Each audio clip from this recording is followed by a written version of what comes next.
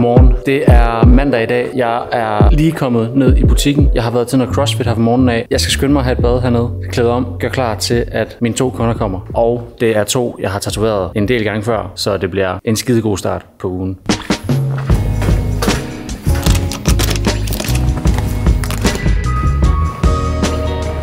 Som sagt, så har jeg tatoveret dem begge 2 et par gange før, og i dag der kommer de igen og skal have et par stykker hver, så det bliver bare mega hyggeligt. De kommer om en lille halv times tid, så jeg skal hurtigt have sat stationen op, få printet ud, så det er klar til at få klistret på, og så skal jeg også lige have svedt ordentligt af, selvom man nu har været i bad. Som jeg sagde før, så er jeg lige kommet ned for noget CrossFit af. Jeg er begyndt så småt at starte op igen. Jeg synes, det fyldte lidt for meget, da jeg trænede op til maraton, og så har jeg egentlig bare holdt en pause. Nu er planen, at jeg bare skal i gang igen. Det er sgu hårdt. Det er holdt op. Det var en hård omgang, men det er virkelig rart efterfølgende. Så kanon start på ugen.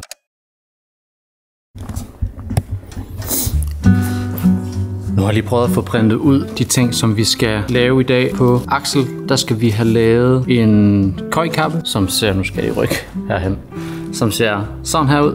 Og den skal være inde på indersiden af bicepsen. Og så om på bagsiden af armen vil han gerne have en saxofon. Og så skal han have skrevet kærlighed et sted. Og Victor skal have lavet mit want to do på den ene arm, hvor at vasen skal være om bag på armen. Og så tror jeg, planen er, at den her den skal op på albuen og sæde. Nu prøver vi lige at se, hvordan det fungerer. Det kan godt være, at der skal lave lidt små justeringer. Victor har et hul på bicepsen, hvor han skal have lavet den her kniv med nogle hjerter. Så skal han starte på den anden arm. Forsiden af armen skal han have en panter, som kommer til at kravle op af armen. De skal begge 2 have 3 tatoveringer hver. Jeg glæder mig mega meget til at lave dem. Det er nogle vildt fede motiver. Så det bliver kanon fedt. Og de har lige skrevet, at de er der om 10 minutter kvarter cirka. Så jeg kan lige nå at få dagens første kaffe. Og det er jo forholdsvis sent i forhold til, når jeg plejer at få min første kaffe. Så jeg vil lave en kop kaffe, inden de kommer.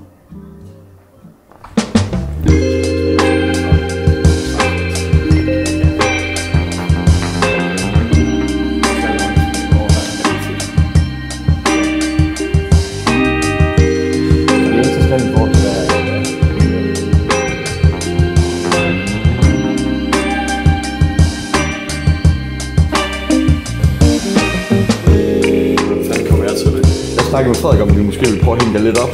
Nej, ja, så du hænger op med sådan tatoveringer. Bare for en god arbejdstid. Så kan du ligge der. Frederik kan stå. Ja, så han sætter for meget ud. Ja.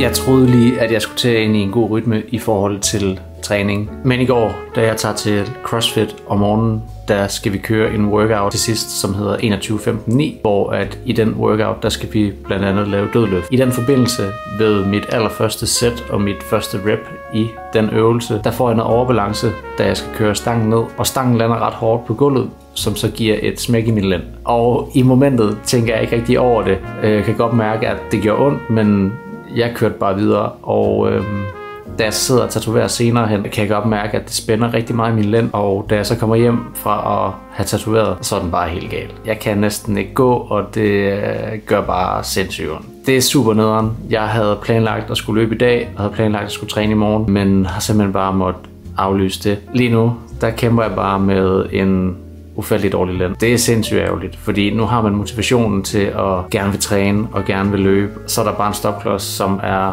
super irriterende. Så planen er den, at jeg tager det lidt med ro de næste par dage her. Så håber jeg, at jeg kan komme ud og løbe på torsdag, hvor jeg skal ud og løbe noget interval med dem nede fra CrossFit af. Jeg krydser fingre og håber på, at jeg kan komme med der. Og så håber jeg, at min lænd, den lige så stille, begynder at komme i bedring.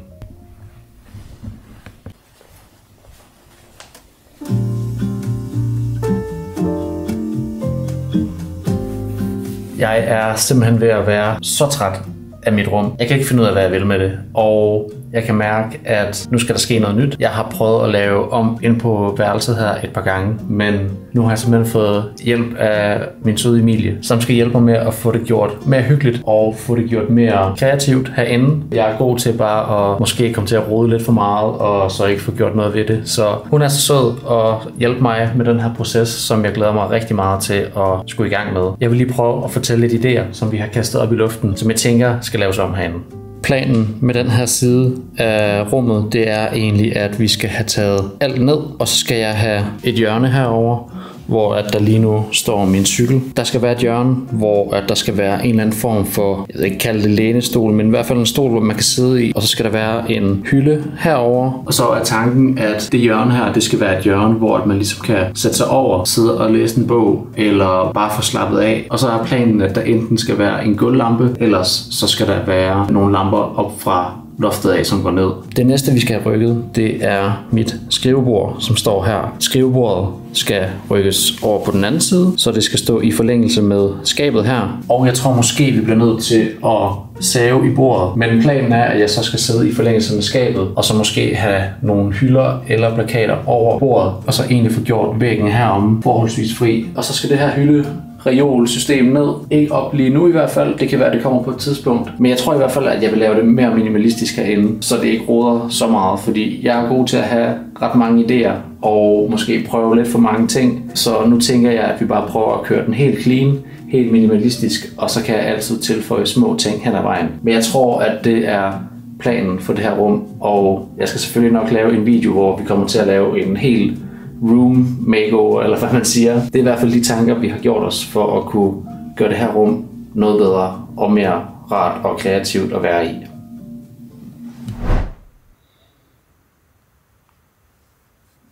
Så jeg kom sgu ikke afsted. Det var egentlig bare blevet værre med min ryg, og jeg måtte hellere tage den med ro. Og det er super nederen. Specielt når man har så meget motivation til at komme ud og bevæge kroppen og ligesom bare komme i gang. Og så der kommer som en stopklods, det er super nederen. Det bedste jeg kan gøre, det er bare at holde mig i ro og vente på, at det hele ligesom falder på plads igen. Jeg laver en masse øvelser derhjemme, og når jeg så føler, at jeg er klar igen, så begynder jeg lige stille at tage det ned igen og få trænet lidt op, og så bare er sindssygt forsigtig, fordi det sætter både en stopklods for selvfølgelig CrossFit, men specielt også løb. Og det er bare super nederen. Det er det godt nok. Men det er sådan, det er. Det er øv, men gode ting tager tid. Så det prøver jeg at sige til mig selv.